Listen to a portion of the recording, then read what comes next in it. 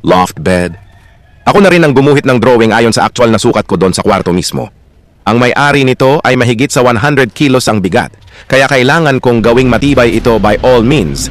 2x2 tubular ang poste, 2.5mm ang kapal, 5 feet ang taas ng sahig niya. Bukod pa sa railing, bailey, 2 meters ang total height. Ito yung ginawa kong sample joint na pwedeng kong gawin pag nag-start na ako ng assembly ng loft bed. Brace bracket na angular, 2x2. Makikita nyo sa bandang huli kung paano ito ikabit. Cutting and welding myself.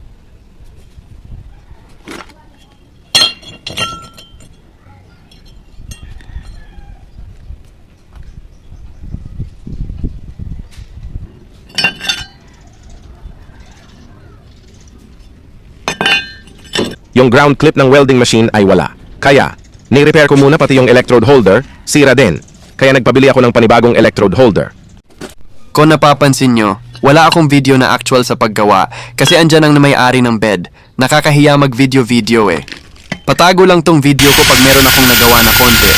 Actually, first time kong gumawa nito na bed na baka lang gamit. Bakit? Finish carpenter talaga ang skill ko. Kaya nangangapa ako pag iba ang ipapagawa sa akin. Hopefully magagawa ko ito ng ayos. Kaso nga lang, medyo mabagal. Kasi ina-analyze ko muna bawat hakbang para di masayang ang materyales. Itong bed na ito ay collapsible, i-assemble ko muna ito ng buo. Pero tatanggalin ko din para makita ko ang flaws kung dapat rectify o whatever. Yung mga joints nito ay ginagamitan ko ng bolts and nuts, kaya madali ko lang ito madismatulkon ready na. Di kasi ito pwedeng iakyat ng buo. Sa second floor kasi ito ilalagay.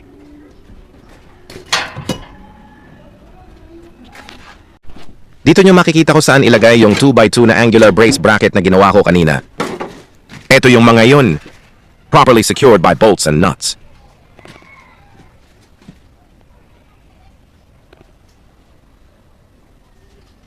Metal primer applied.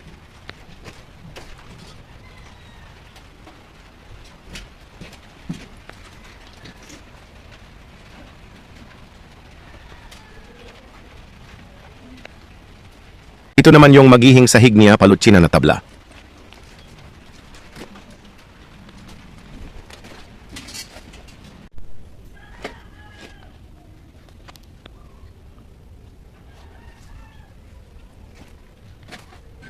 Magiging ganito siya. Abangan nyo, ang ladder nito ay pawang drawer compartment ang gagawin ko. Dakhang salamat.